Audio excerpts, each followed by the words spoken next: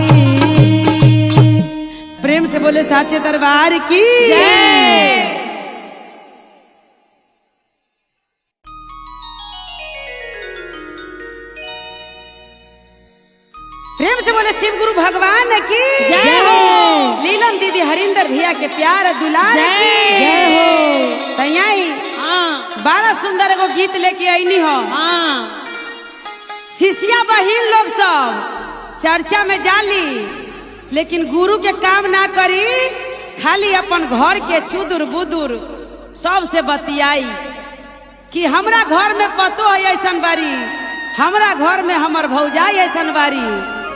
चर्चा में बैठल हो तो गुरु के काम करी, अरे फुसुर फासर मत करी। तो कहे के बा कैसे चर्चा में बैठल बारू इधर उधर करतारू, चर्चा में बैठल बारू फुसुर फुसुर करतारू। कहाँ बारे तोहारो दे या ना ये दीदी, कहाँ बारे तोहारो दे या ना ये दीदी, कहाँ बारे तोहारो दे या ना ये दीदी। चर्चा में बैठल बारू इधर उधर ताकतारू, चर्चा में बैठल बारू इधर उधर ताकतारू। कहाँ बारू तहारो दे या ना ये दीदी, कहाँ बारू तहारो दे या ना ये दीदी, कहाँ बारे तोहारो दे। गुरु का ध्यान लगाना दीदी, कहाँ बारे तोहारो दे या ना ये दीदी। और कहे के बा कैसे मनवा भी लेके आइलू तानावा भी लेके आइलू, मनवा भी लेके आइलू तानावा भी लेके आइलू, मनवा भी लेके आइलू तानावा भी लेके आइलू। कहाँ बारी तहारो दे या ना ये दीदी, कहाँ बारी तोहारो दे या ना ये दीदी, कहाँ बारी तोहारो दे या ना ये दीदी। और कहे के बा कैसे भंगिया तू लेके आइलू धातुरा तू लेके आइलू, भंगिया तू लेके आइलू धातुरा तू लेके आइलू।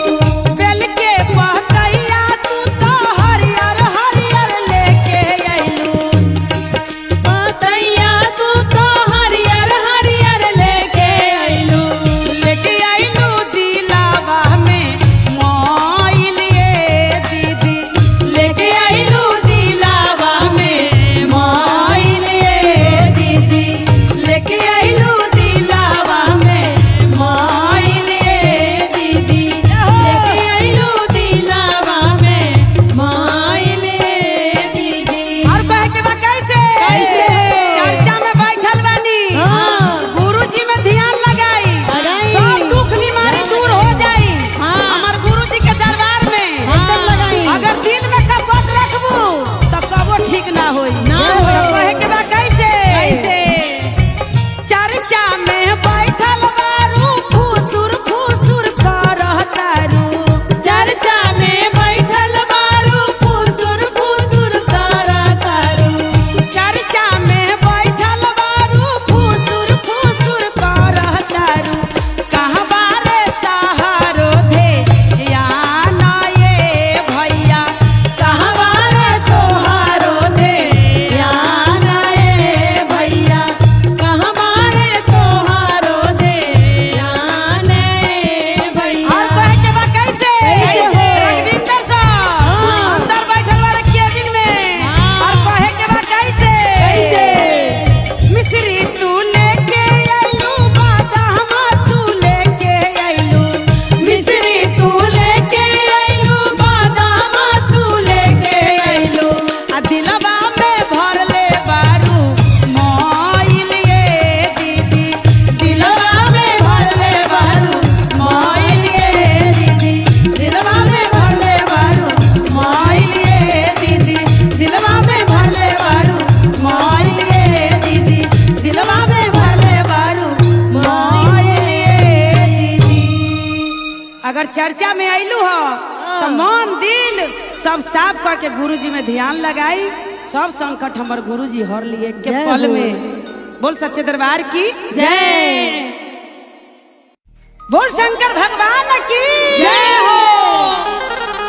देखी हाँ जब सावन चढ़ता तो भोला जी के धड़कन सब गौरा जी टान लेता। ओहो कैसे कैसे? कहे के बा कैसे?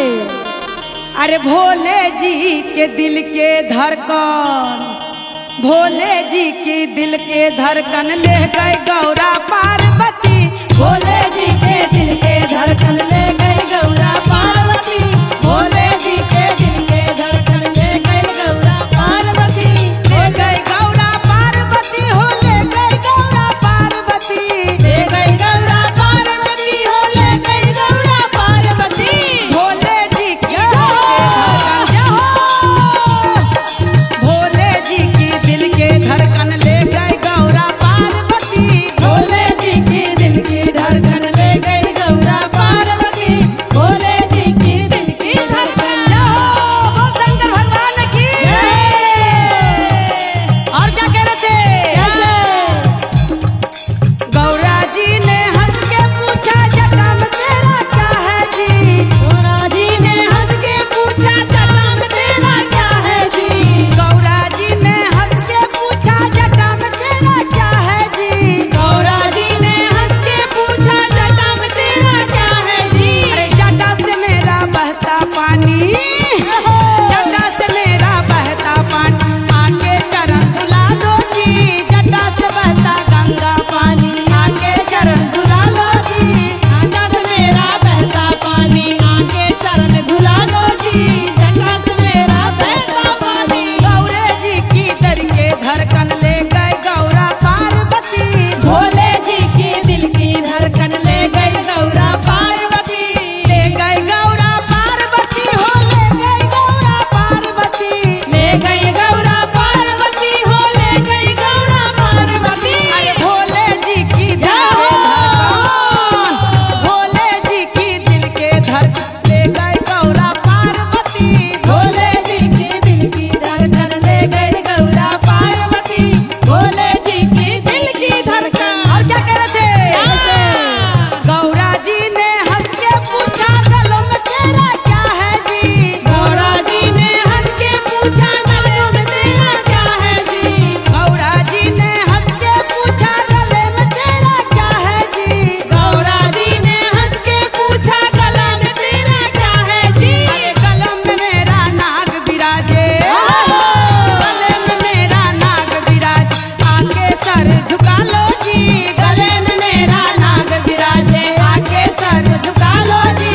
गौरा जी की दर की धड़कन ले गए गौरा पार्वती। भोले जी की दिल के धड़कन ले गई गौरा पार्वती। भोले जी की दिल के धड़कन ले गई गौरा पार्वती। भोले जी की दिल के धड़कन। बोल सच्चे दरबार की जय। दरबार की जय हो। शंकर भगवान की जय हो। चर्चा कराने वाले की जय। चर्चा सुनने वाले की जय हो।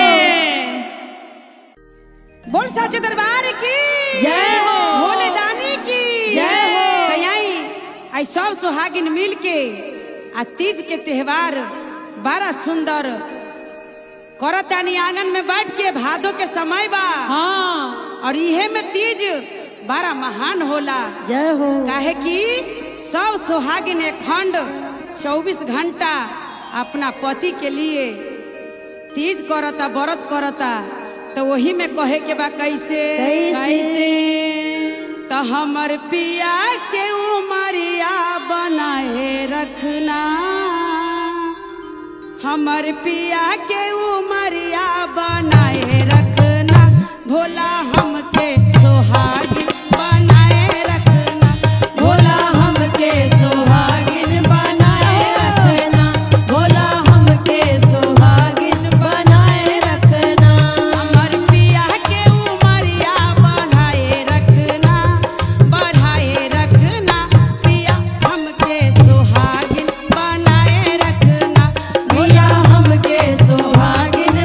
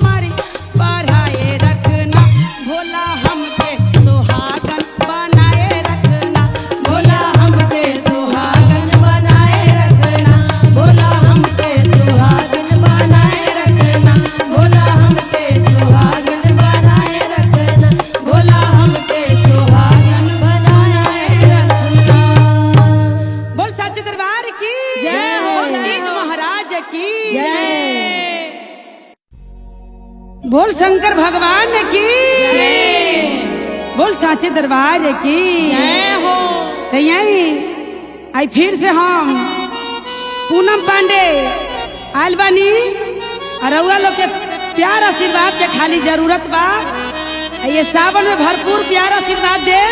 हमार जितना दीदी सब सुंदर सुंदर बैठल बारी सब केहू के और दुनियादारी से प्यार ना करी, अगर करे के बा तो हमार महादेव में स्नेह लगा ली। कहे कि इनके साथे चले के बा हमरो सबके, तो कहे के बा कैसे कैसे? अरे गुरु गुरु गुरु गुरु से नाता जोड़ला। जय हो जय हो। अरे गुरु गुरु गुरु गुरु से नाता जोड़ला, नाता ऊपर बनलवा सरकवा, नाता ऊपर बनलवा सरकवा, तू जइबह ना रकवा। ऊपर बनलवा सरकवा, तू जइबह ना रकवा। ऊपर बनलवा सरकवा, तू जइबह ना रकवा। ऊपर बनलवा सरकवा, तू जइबह ना रकवा। ऊपर बनलवा सरकवा, तू जइबह ना रकवा। और कहे के बा कैसे राजवा? देवर के बोलैली देवरानी के बोलैली, देवर के बोलैली देवरानी के बोलैली। देवर के बोलैली देवरानी के बोलैली। देवर के बोलैली देवरानी के बोलैली। गुरुजी में लगा लो सिनहिया, गुरु में लगा लो सिनहिया, न तो जइबू ना रकवा। गुरु में लगा लो सनहिया, न तो जइबू ना रकिया। गुरु में लगा लो सनहिया, ना तो जइबू ना रकवा। गुरु गुरु गुरु गुरु से नाता जोड़ला। गुरु गुरु गुरु से नाता जोड़ो। नाता ऊपर बनलवा सरकवा, तू जइबह ना रकवा। ऊपर बनलवा सरकवा, तू जइबह ना रकवा। जय हो। बनलवा सरकवा, तू जइबह ना रकवा। और कहे के बा कैसे? सास के बोलैली हम ससुर के बोलैली, ससुर के बोलैली हम ससुर के बोलैली। सास के बोलैली हम ससुर के बोलैली। ससुर के बोलैली हम ससुर के बोलैली। गुरुजी से लगा लो सनहिया, अरे गुरु से लगा लो सनहिया, सासू जइबू ना रकिया। गुरु से लगा लो सनहिया, न तो जइबू ना रकिया। से लगा लो सनहिया, ना तो जइबू ना रकिया। और कहे के बा कैसे? लीलम दीदी के बोलैली हरिंदर भैया के बोलैली। भैया के बोलैली हरदा भैया के बोलैली। दीदी के बोलैली साहब भैया के बोलैली। भैया के बोलैली साहेब भैया के बोलैली। अरे उनको से ले लागे अनामा, भैया उनको से ले लागे अनामा, नता जइबू ना रकवा। उनको से ले लागे अनामा, नता जइबू ना रकवा। उनको से ले लागे अनामा, नता जइबू ना रकवा। उनको से ले लागे अनामा, नता जइबू ना रकवा। उनको से ले लागे अनामा, नता जइबू ना रकवा। बोल सच्चे दरबार की।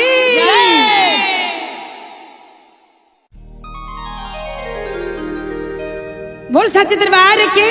जय हो। शिव गुरु भगवान की। जय। नीलम दीदी हरिंदर भैया के प्यार दुलार की। जय। तो यही मधु जी हाँ दीदी। राजा जी के देव घर के टिकट बनल बा। भेज ला।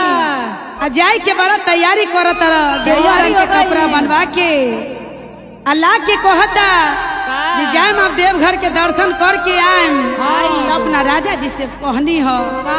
कि राजा जी हाँ। अगर जाता नहीं तो एगो शंखा पोला चूड़ी जरूर लेके ले आए आई। और सिंदूर बिंदी तो भुलाएब ना। ना। काहे के उहे सुहागिन के प्रसाद होला। हाँ, तो कहे के बा कैसे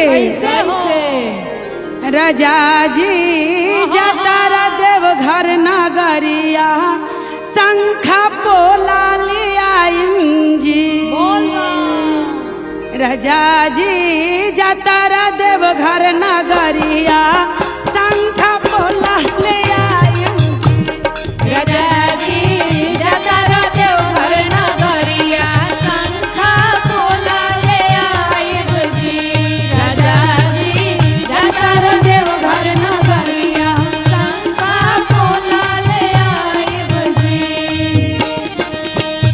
राउर जाइब बाबा नगरिया लेके आइब नया टिकुलिया। राजा जी लाइब लाले सिंदूरिया बलम जी लाइब लाले तबिंदिया बलम जी। जय हो। मोतिया के राउर तू मोते भूलैहा हो।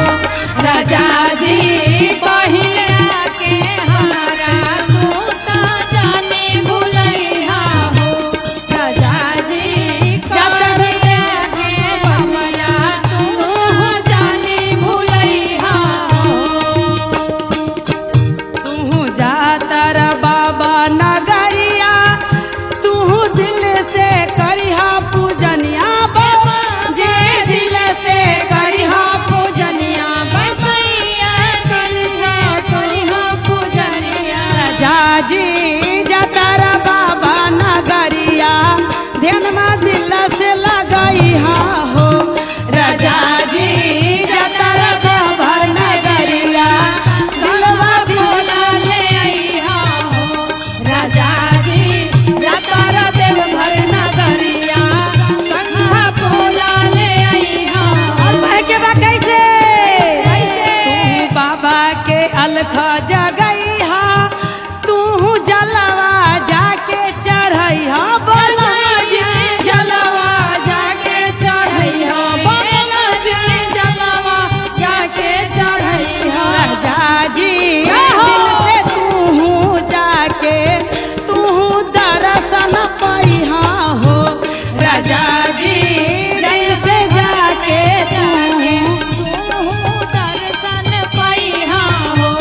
राजा जी जहो देव घर नगरिया शंखा पोला ले आइहा। और तय के बा कैसे राउर दर्शन तू पैहा बाबा के ध्यान तू लगैहा बलम जलवा तू चढ़ैया बलम जी जलवा तू चढ़ैया। राजा जी जातारा बाबा नगरिया दिलवा ध्यान से लगैहा हो।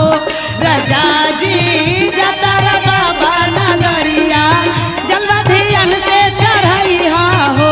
राजा जी जातारा बाबा नगरिया शंखा पोला ले आइहा हो। राजा जी जातारा बाबा नगरिया शंखा पोला ले आइहा हो। बोल सच्चे दरबार की जय हो।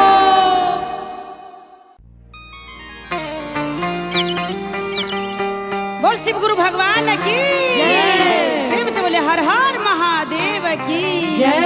हर हर दुख हर हे शिव गुरु हर तो कहे के बा कैसे कैसे?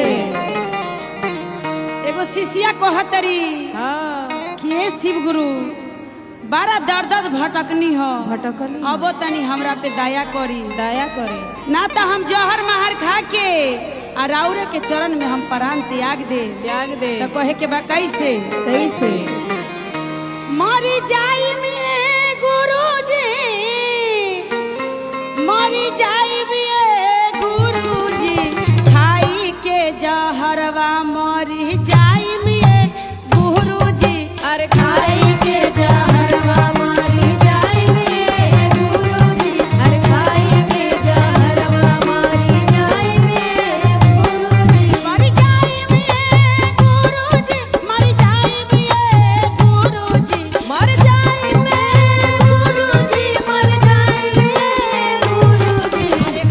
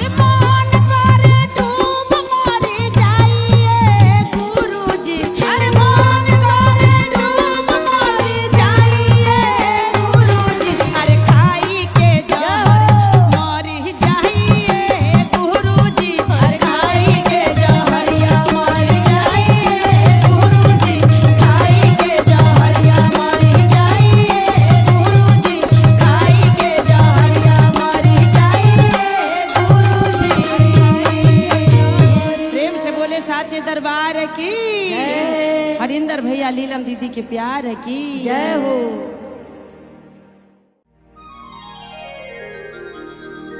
प्रेम से बोले हर हर महादेव की जय हो। आई बहना हाँ एगो कथा लेके अली ह बोले। एकदम सच्चाई कथा बा जे कैसे सास बहू के कैसे बसाई आजकल के जमाना में। हकीकत बा। कोनो भरोसा नहीं कि एकदम हकीकत बा। एगो सासो ऐसन हो जाला जे पुतोह के ना बसा पाला। सही बात बा। एगो गांव में हाँ शिष्या रहे, जात के रहे गुआरिन। ओहो एक्के गो बेटा रहे आ एक्के गो पतोह रहे। ओहो बेचारी बेटा के शादी करके बड़ा धूमधाम से लैलक हाँ जे हम एगो बेटा बा, हम शादी सजा बजा के कह के हम दुल्हन के घर में लेके आई। आयु पतोह के लेके अइलक। हाँ 1-2 साल बहुत सुंदर से उ पुतोह के रखलक। हाँ इतना पहनावा ओढ़ावा करे जे लागबे न करे जे ई सास कब ई पतोह के दुख दी। ओहो आ पतोह जे रहे का बताई, सती सावित्री रहे। ओहो जेकरा कहल जाला जे आगो में रख दी हाँ तो ऊ कबो जली ना। सीता जी, जितना सती सावित्री रहे। बेचारी सुबेरे के जब सूत के उठे हाँ तब पहले जाए सास के पैर छुए, हाँ फिर जाए अपना ससुर के पैर छुए, फिर आवे तो अपना पति के पैर छुए, हुए तबे जे जाए वो किचन घर में। हाँ ऐसे पहले बेचारी कुछो ना करे। ओहो ओकर रोज के इतने ड्यूटी रहे। रोज सूत के उठे आ पहले अपना सास ससुर पति के पैर छुए तब जाए किचन में। खाना बना। कहतानी हे महादेव, हाँ कबो जीवन में 7 घर दुश्मन होई ओकरो ऐसन सास से मुलाकात न करई हम। मत करई। हे शिव गुरु, कबो न ऐसन सास दे हम जौन सास पुतोह के ऐसन दासा करे। कबो ऐसन घर में बेटी कुमारे में मट्टी में मिल जाए लेकिन वैसन सास न दी है। हे शिव जय हो शिव गुरु। बेचारी जब जाए सास के गोर लागे, सास ऐसन हर जाई मारे पैर चला के पतोह के कहे कि तू हमरा के गोर उर मत लाग। बेचारी तैयो सास के 3 बार चरण छुए, सास वही ठुनका से मारे कि हट तू हमरा के गोर उर मत लाग। ओहो बेचारी आंसू पोंछते घर में घुस जाए, फिर जाए ससुर के पैर छुए, ससुरे उहे हाल करे। बेचारी घर में बहुत दिन तक 5 साल तक उ घर में 10 साल तक उ घर में रहल। उनका देह से बाल बच्चा सब भइल। बुढ़िया कितनो काम धाम क के बेचारी रखे घर में। हे शिव गुरु, कबो मुलाकात न करई ह ऐसन ऐसन सास से। कितनो काम धाम क के रखे तैयो कहीं से आवे वो बुढ़िया झोंटा पकड़ के पतोह के आ बाहर निकाल के हुए ठुनकावे लागे, हुए मारे लागे। ओहो बेचारी इतना रोए इतना गावे का कही। डर से कोई गली मोहल्ला के लोग, आस पड़ोस टोला मोहल्ला के लोग ना जाए उ लड़की के छोड़ावे खातिर। काहे कि ओकर जौन जड़ से फुनगी तक सब ओकरा घर में ऐसने रहे। कहे हम ना जाम छोड़ावे न तो हमरे के मारे लागी। ऐसन उनकर घर वाला बदमाश बा, ऐसन ओकर ससुर बदमाश बा। लोग बाग गांव समाज के आदमी देख के अपना दिल पर पत्थर रख के आ कहे हे महादेव डरे ना जीवन में कभी इस लड़की के जन्म मत देना भगवान। आदमी में जो ये लड़की इतना ससुराल में कष्ट काट रही है,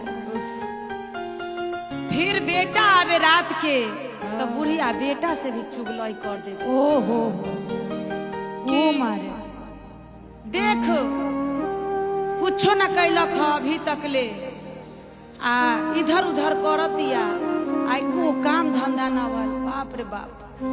ओकर कहता जे सास हर जाई होला तो बेटा पति परमेश्वर होता है, पति पर आदमी रह जाते हैं। लेकिन वो बेचारी के न पतिये बढ़िया मिलल न सासे बढ़िया मिलल न ससुर।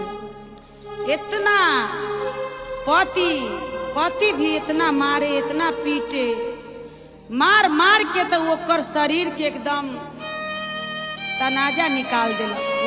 मत पूछी। जब कोई जाए तो कहे तू इतना मार खा रही है, कहीं भाग जाओ, राता राती निकल जाओ। लेकिन वो लड़की सती सावित्री थी, बोला कि हम कहीं नहीं निकल के जाएंगे, हमारा बियाहुआ पति ये है तो हमको शादी करके लेके आए हैं, तो ये मारते मारते मार दे, चाहे जैसे भी मार दे, हम इसी के दरवाजा पे अपना दम तोड़ के चले जाएंगे, बाकी हम कहीं भाग के नहीं जाएंगे। नहिरा के भी आदमी हे भोले बाबा ऐसने मिलैलक ओकरा जे नहिरो के आदमी फोन करे, खबर देवे जे आके अपना लड़की के ले जा, लड़की तोहर एकदम बेकार हो गल बा। ओकर माई बाप पता ना कौन काठ से भगवान ओकर करेजा देले रहे, ओकर नहिरो वाला कुछो ना सुने, कबो ना आवे वो लड़की के पलट के दूरा पर देखे खातिर जे हम जाता नहीं अपना बेटी के देखम जे हमर बेटी कौन हाल में। बेचारी मार खा खा के दरवाजा पे दम तोड़ दिए। हकीकत कहानी है जो हम अपने मायके ससुरा में जो देखी हूँ बहन सब, मैं यही कह रही हूँ शिव गुरु से जे हे शिव गुरु, कभी भी लड़की को जन्म देना तो ऐसा घर में उसका शादी कबू मत रचाना भगवान, मत करना। उसका ऐसा घर देना, ऐसा बर देना जो उसको खुशहाल जिंदगी कर दे। नहीं तो ऐसा सास और ऐसा पति कबो नहीं देना हे भगवान। बेचारी उसी को दरवाजा पे दम तोड़ दिया। कुछ दिन जब बात बीता, बेचारी तो सती सावित्री थी, सती थी एकदम, बहुत सती थी, जिसको कहता है सती, इतना सती थी। बेचारी मार खा खा के दम तोड़ दी। वहां जब 2-4 साल 5 साल जब बीता, पति के भी उसका ऐसा ना रोग धरा दिए शिव गुरु, जय शिव गुरु। ऐसा ना संकट दे दिए, डॉक्टर के घर, वैद्य के घर, ओझा के घर घूमते रह गया। ले के उसका चाची काकी नानी दौड़ दौड़ के जा रहे थे। 50 लाख ले लो, हमारे बच्चा के बचा दो। 2 लाख ले लो, डॉक्टर साहब हमारे बच्चा के एडमिट कर लो, हमारा अभी जवान लड़का है, एकदम मर जाएगा। डॉक्टर चारों बगल से जवाब दे दिया जे इसके पेट में कुछ नहीं बचा है, अब सारा गल गया। जय हो, जय हो। अब इसको पैसा लगाना बेकार है, ले जाइए। फिर भी माँ के ममता तो इतना ही होता है। बोला जे नहीं, चाहे जितना भी कुछ हो जाए मैं अपना बच्चा के बचाऊंगी। बोला डॉक्टर जी आप बचाने से भी कोई फायदा नहीं है, आपका लड़का के कुछ नहीं है, सब बेकार हो चुका है, खत्म हो गया। ला के बेचारी घर में रख ली। कुछ दिन के बाद बीता, बस लड़का भी दम तोड़ दिया। जय हो, जय शिव गुरु, शिव गुरु। तो इसीलिए कहते हैं जैसा करनी इस धरती पर अगर हम करेंगे तो शिव गुरु हमारे साथ भी ऐसा ही करेंगे। और दुनिया संसार में जो जैसा करेगा, शिव गुरु सबके एक दिन न एक दिन इंसाफ जरूर करते हैं, क्योंकि सबका इंसाफ करने वाले हमारे महादेव धरती पर बैठे हैं। तो बोल हर हर महादेव की जय। ऐसा सास ननद और पति से किसी लड़की को शिव गुरु हाथ नहीं धराना। जय मां। जय मां।